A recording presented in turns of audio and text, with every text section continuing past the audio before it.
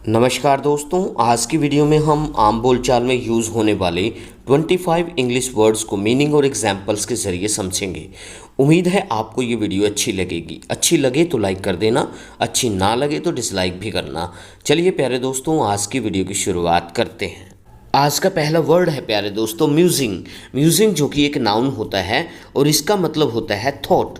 Thought यानी विचार। Example देखिए, उसके विचार मेरे से बिल्कुल अलग हैं। आप इसे कहेंगे his musings are totally different from me. His musings are totally different from me. Next word है ब्रूड। ब्रूड होता है एक वर्ब और इसका मतलब होता है थिंक। थिंक यानी सोचना, परेशान होकर सोचना। इसका एग्जाम्पल देखते हैं। वह हमेशा परेशान होकर अपनी शादी के बारे में सोचती रहती है। तो आप इसे इंग्लिश में कहेंगे she always keeps brooding over her marriage. She always keeps brooding over her marriage. Next word है अमेज। अमेज होता है एक वर्ब और इसका मतलब होता है टू सरप्राइज यानी हैरान करना या हैरान होना। इसका एग्जाम्पल देखिए, उसने मुझे हैरान कर दिया। आप इसे इंग्लिश में कहेंगे ही अमेज्ड मी। ही अमेज्ड मी। नेक्स्ट वर्ड है एफ्लिक्ट। एफ्लिक्ट होता है एक वर्ब और इसका मतलब होता है टू सफ़र यानी पीड़ित होना, दुखी होना। इसका एक एग्जाम्पल देखिए, वह एक गंभीर बीमारी से पीड़ित है। तो आप इसे कहेंगे he is afflicted with a serious disease. He is afflicted with a serious disease.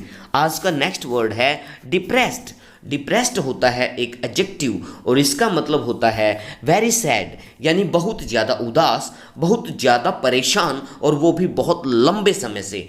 इसका एग्जाम्पल देखिए, जब से उसकी नौकरी गई है वह बहुत उदास है। कैसे कहेंगे? He has been very depressed since he lost his job. He has been very depressed since he lost his job. Next word है प्रोबेबली। प्रोबेबली होती है एक एडवर्ब और इसका मतलब होता है परहैप्स यानी शायद।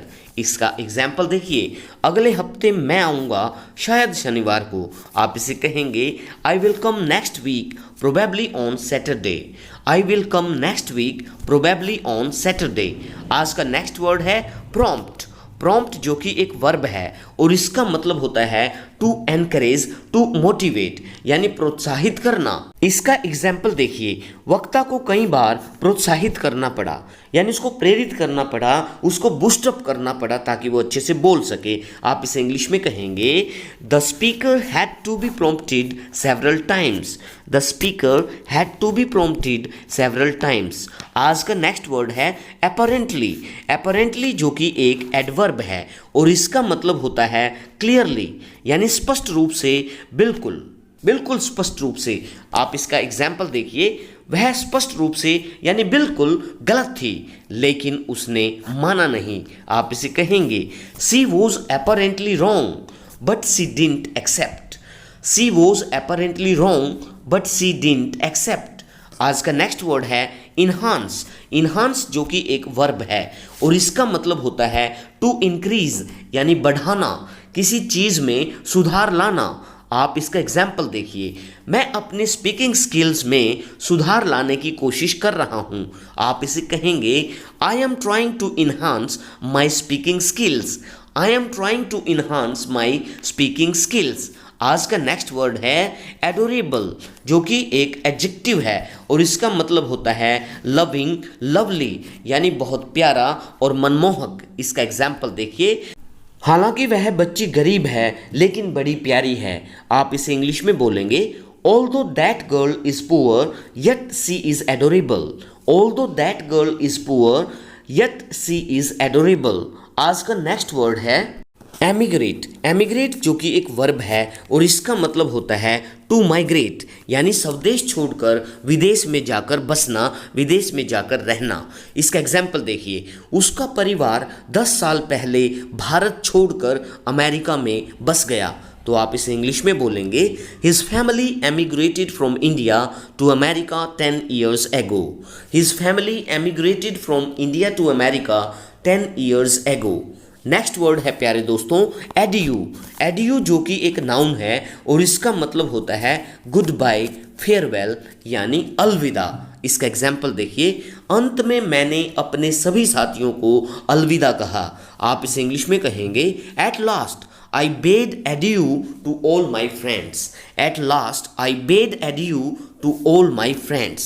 आज का नेक्स्ट वर्ड है सोलम। सोलम जो कि एक एडजेक्टिव है और इसका मतलब होता है सीरियस। सीरियस यानी गंभीर, वास्तविक यानी सच्चा। इसका एग्जाम्पल देखिए, उसके गंभीर चेहरे ने हमें बता दिया कि वह बेकसूर थी। आप इसे कहेंगे her solemn face told us that she was innocent. Her solemn face told us that she was innocent. आज का नेक्स्ट वर्ड है imminent. imminent जो कि एक एडजेक्टिव है और इसका मतलब होता है फोर्थ कमिंग। फोर्थ कमिंग यानी आने वाला। इसका एग्जाम्पल देखिए, भारी यानी जबरदस्त बारिश का मतलब है कि बाढ़ आने वाली है। तो आप इसे कहेंगे heavy rainfall means that flooding is imminent. Heavy rainfall means that flooding is imminent. आज का नेक्स्ट वर्ड है डम्मी। डम्मी जो कि एक नाउन है और इसका मतलब होता है फूल।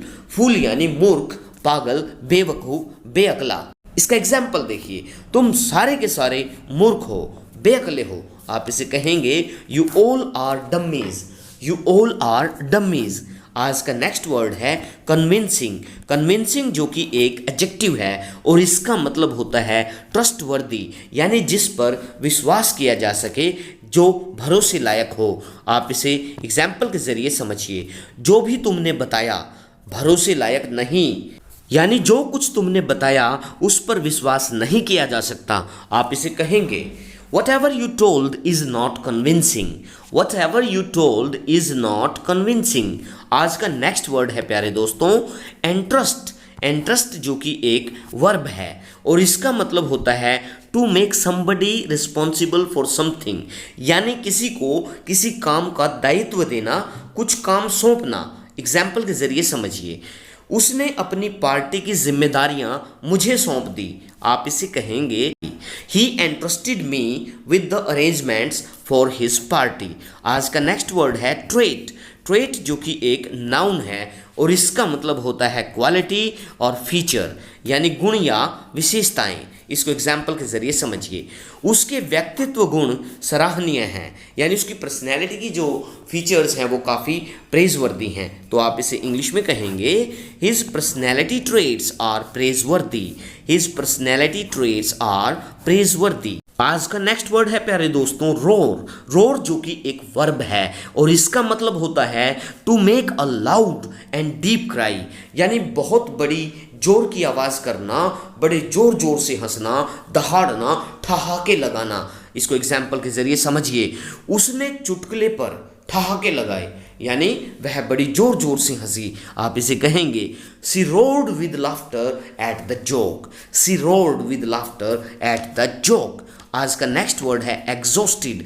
एग्जॉस्टेड जो कि एक एडजेक्टिव है और इसका मतलब होता है वेरी टायर्ड, यानी बहुत ज़्यादा थका हुआ।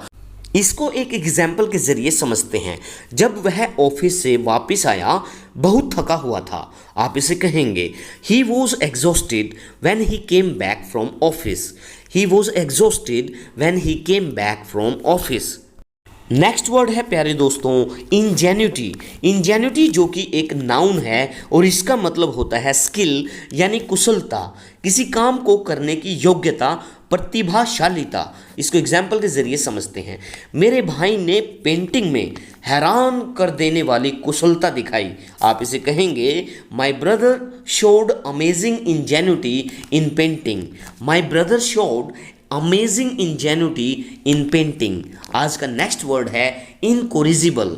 इनकोरिजिबल जो कि एक एडजेक्टिव है और इसका मतलब होता है the one who can't be improved, यानी वो जो सुधर नहीं सकता, जिसको सुधारा नहीं जा सकता। एग्जाम्पल देखिए, तुम कभी सुधर नहीं सकते।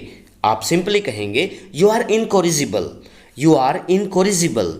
नेक्स्ट वर्ड है मॉक।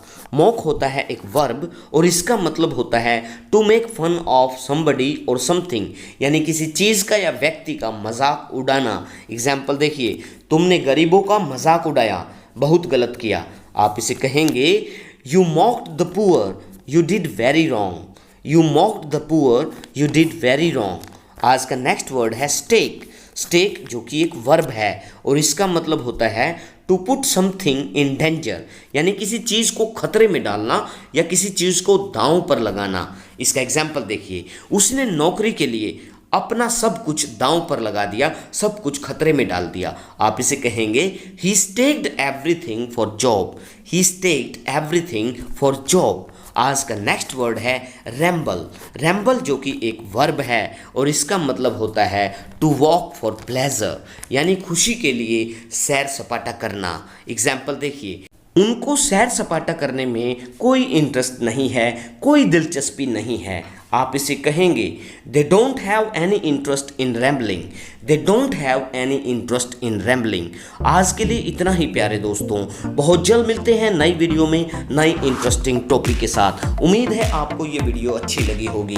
अच्छी लगी हो 1% तो लाइक ज़रूर कर देना, और लगा हो 1% कि मैंने आपका थोड़ा सा भी टाइम वेस्ट कर दिया तो वीडियो को डिसलाइक करके मुझे कमेंट में ज़रूर बताना कि आपको वीडियो में क्या कमी लगी। चैनल पे पहली बार आए हो तो चैनल भी सब्सक्राइब कर लीजिए। अपना ख्याल रखिए, सुरक्षित रहिए। जय हिंद, जय भारत।